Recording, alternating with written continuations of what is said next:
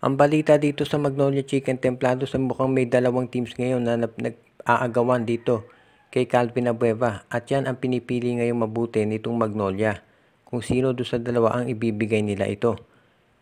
Ang report na lumalabas mukhang itong Northport Batang Pier at itong Converge Fiber Xers ang dalawang teams na interesado na makuha itong si Calvin Abueva. Alam natin na itong Converge matagal nang gustong makuha yan. At parang iyan ngayon ang talagang pinupursige nila. Dahil mukhang wala na problema sa big men itong Converge Fiber Xers. At ang tinitignan na lang nila ay pagdagdag ng mga veterano. Kabilang na itong si Abueva. Kaya mukhang ang magiging desisyon ngayon ng Magnolia ay nakadepende to sa offer na makukuha nila. Sa ngayon kasi mukhang itong Converge ay willing daw i-offer itong si Jeyo Ambohot para dito kay Calvin Abueva. Straight up trade ang mangyayari dyan.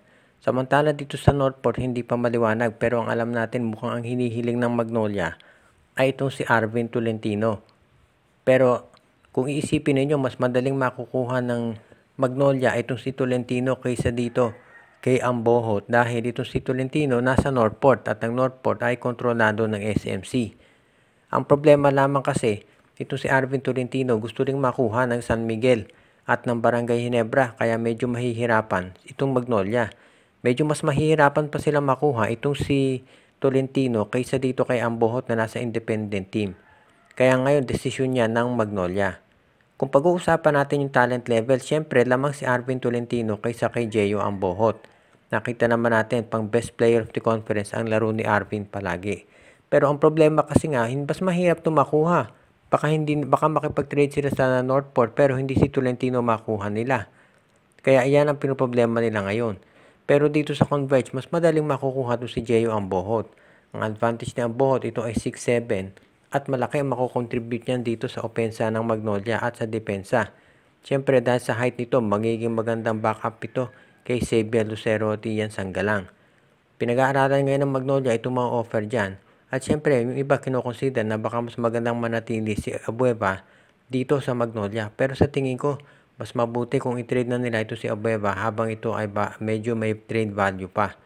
Medyo inconsistent na rin kasi yung laro ni Abueva at hindi na siya yung Abueva na alam natin naglalaro dati dito sa Alaska at Phoenix. Kaya kung ikaw ang Magnolia talagang gusto mong i-upgrade yung roster mo, mas mabuti siguro na ngayon pa lang ay i-trade mo na ito si Abueva habang meron pa siyang value. Dahil mabuti nga gusto pa siyang kunin ng Converge Fiber Xers. Kinakailangan na lang ayusin dito ay yung pagpapalit ng mga players. Kung ang Converge naman ay mag-offer ng iba, for example, itong si Ben Phillips, sa tingin ko tatanggapin pa rin dapat yan ang Magnolia.